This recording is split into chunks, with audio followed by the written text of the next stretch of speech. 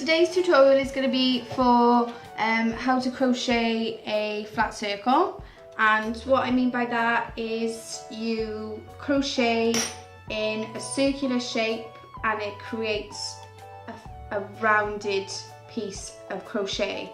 Normally you would work in rows, so you'll be working in rounds, and it will, the reason it's called a flat circle is because how to describe it? Sometimes when you're working in the round, you can create balls, and that's like how teddies and stuff work. So you'd be working in the round, but you would be doing like a 3D shape. This one's called a flat circle because you're going to work it flat, and then from there then you can turn it into a hat, which is one of the main reasons why I'm sharing this tutorial today, so that you can learn how to make a flat circle, and then from there then you can make the hat that matches the scarf pattern that I've already shared with you over on Kaboodlemum. And I made them as a set, and this is the second part so that you can create the whole set, a hat and scarf set. There's a couple of things that I like to use when I'm doing working in the round or flat circles. I use one of these because I'm so mathematically challenged that I never learned how to do my times tables, and I just need visual help to remember each one. So when I'm crocheting, I'll show you how that comes into it. And I do like to have a pen, just stuff like that. Oh, and of course, tea, must have tea. Yeah, hook, yarn, and I will get it all sorted, and I'll be back. Okay, the first thing you need to do when working in the round is the magic ring. And if you don't know how to do the magic ring, there is a link in my description box to a very detailed method of learning how to do it, which I've shared. But for today, I'm just going to quickly go through it. So first of all, you need to drape the tail end of your hand like so. Hold it, wrap it around those two fingers, cross it over in the middle, and bring it back around again. Don't have a knot because that's just silly. Hold it with those two fingers there. Go in under the first loop and pull the second loop around to create a loop on your hook, like that. Then reach down there and yarn over and pull that through the loop you created, and that then gives you your magic ring. Like I said, if you need a better description, then there is a link in my description box to a more detailed tutorial for the magic ring. So the next step is to single crochet 6 times into the ring. So you go into that ring, yarn over, pull through, yarn over, pull through both loops on the hook. Sorry, that's an alarm to remind me to go and collect my child from school. Okay, so I need to do that another 5 times. So go in, yarn over, pull through 2, in, yarn over, oops, pull through 2. What's that? 3, 4, yeah, 1, 2, 3, 4, 5, 6. And then what you do then is you take the tail, hold them like that, and just pull. Nice and tight. And that creates a circle. So what you would then do is slip stitch into that first stitch there. So you go in, yarn over, pull through, and pull through again, and that just ties it all in. And then you would chain 3, and this starts off round 2. For round 2, you need to increase in every stitch to give you a total of 12 stitches. And this counts as a stitch, so I'm going to do 1 double crochet into the same stitch, and for each stitch around then I will do 2 double crochet into the same stitch. So yarn over, go into the stitch, yarn over, pull through, yarn over, pull through 2, yarn over, pull through 2, again then into the same stitch, yarn over, go in, yarn over, pull through, yarn over, pull through 2, yarn over and pull through 2, and that gives me 2 stitches into 1 stitch from the previous row. You would do that all the way around until you have a total of 12 stitches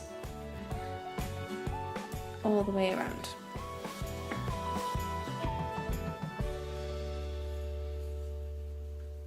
So I'll do that now and I'll be back. So I've got 12 stitches. Obviously there's a big gap there, that's not a circle, is it? So what you would do next then, once you've done your stitches from that round, is you would find your beginning chain, go into the top of it, yarn over, pull through, and pull through the loop on your hook to do a slip stitch. And that gives you your full round. So for round 3, you would again chain 3, and then again you would do a double crochet into the same stitch, giving you 2, and then you would do a single crochet into the next stitch to give you 3, and then what you would do is you would repeat that 6 times around. So that goes to what I was saying with the multiple of 6 and 6 increases. So round 3 is 3 times 6. So you have 3, 6, 9, 12, 15, 18. And that's how many round 3 is. It's 18 stitches all the way around. So I've got 2 stitches and an individual stitch. So I would do that again and do a double crochet, 2 into 1 stitch. And then an individual one, and that would give me 6 stitches. So 2 stitches, single stitch, 2 stitches, single stitch. You repeat that there all the way around until you have 18 stitches in the round. I'll do that now and I'll be back. So I've got 18 stitches and I need to close up that round. So again I would do a slip stitch into the top of the beginning chain like that, and go on to round 4 with another chain 3. So for round 4 I would do another double crochet next to that chain to give me 2, and then I would do 2 individual stitches in the next 2 stitches across. So 1 and 2, giving me 4 stitches, and I will repeat that again all the way around 6 times or 5 more times. So that would again give me 4 times 6 is 24, and that's my 6 increases and my full round of 24 stitches. So again you would do 2 double crochets in 1 stitch,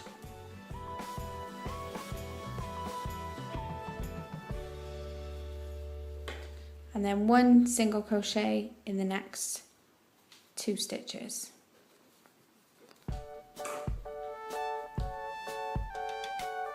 So 2 in 1 stitch, and then 1 and 1, and then again you would just repeat that all the way around until you have 24 stitches in the round. So I'll do that and I'll be back to show you how to do round 5. So that's round 4 complete with the slip stitch. I'm going to chain another 3 to start off round 5, and then again I'm going to do 1 individual double crochet into the same stitch that the chain comes out of, and then I will do 3 individual double crochets into the next 3 stitches. So 1, 2, 3, and that then gives me 5 stitches, and I need to repeat that another five times, giving me 6 sets of 5. So that's 5, 10, 15, 20, 25, 30, which is another multiple of 6 with 6 increases in each round. So again, I would do 2 double crochet into the next stitch,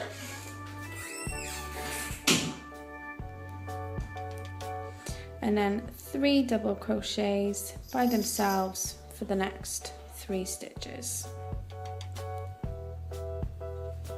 Get some more yarn.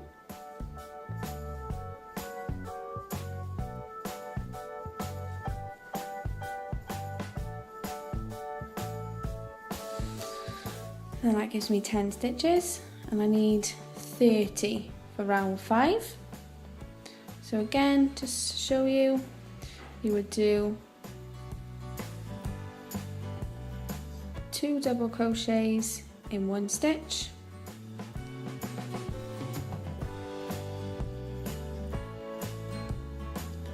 like that, and then 3 double crochets by themselves for the next 3 stitches.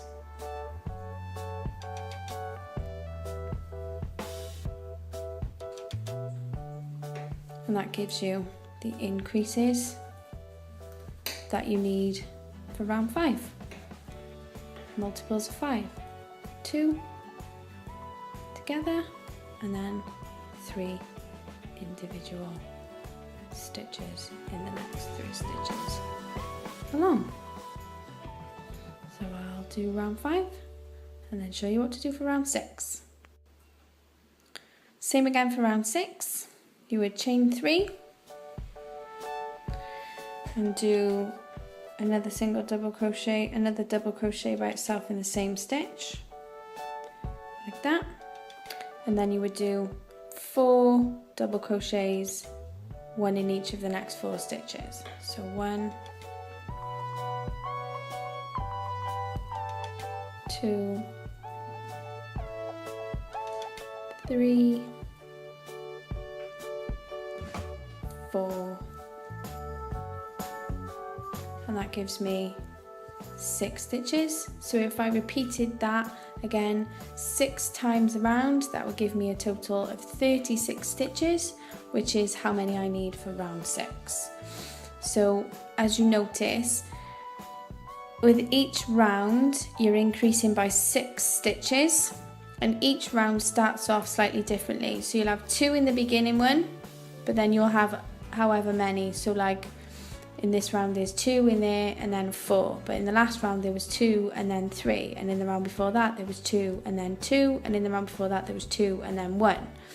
So obviously with that pattern in mind, with each row you would do 2 and then another single. So for the next round I would do 2 and then 5, and I would increase in multiples of 7. But then each round is a multiple of 6. It can be difficult to take in first of all, but if you just bear in mind multiples of 6 when you're doing it, you will eventually find. Okay, so after, excuse me, my camera decided to cut off the recording while I was in the middle of speaking just then. But I completed round 6, and now I've got 36 stitches going all the way around. So like I said, it's 6, 12, 18, 24, 30 and 36. So each round is a multiple of 6, and each round has 6 increases in it, and each round is slightly different to the one before it.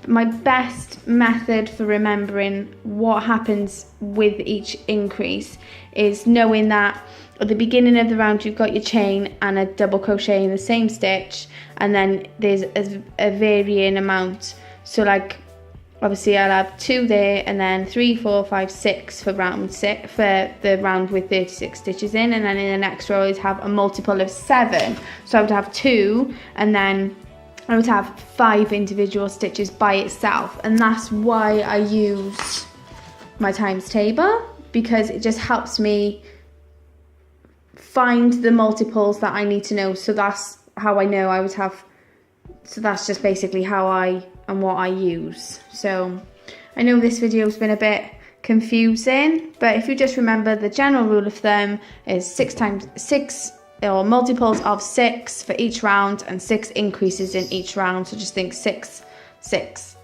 and lots of other 6s, then you should be on the right track. Okay, so obviously mine's curling up slightly, but that's just my tension. But then what you would do then, say for instance this is the diameter of the hat that you need to have, you would then just continue each round with the amount of stitches. So say for instance I was making this hat for me, and this was the diameter that I needed it to be for it to fit me when it's finished, and I would then just continue with my next round of 36 stitches, and I would just keep doing rounds of 36 stitches until I had a hat height of which would fit over my head. So I will put in my description box a really useful link that I personally use when I'm making hats, which has got a really detailed mixture of hat sizes from like newborn right the way up to men's sizes. It'll give you the size of the circle you'll need to make and how long it'll need to be then once it's complete. So I know I've rambled on a little bit in this video, but it's been really difficult for me to describe because I feel like I've got an unorthodox method of how to do it in my mind, and it's really hard to get it out. So if you're still with this video, I thank you very much for watching, and if you are enjoying the tutorial or you would love to, you know, see the pattern, head over to Kaboodlemum and get involved over there, or subscribe, thumbs up, that's entirely up to you. But thank you very much for watching, and I hope you've been able to learn something today.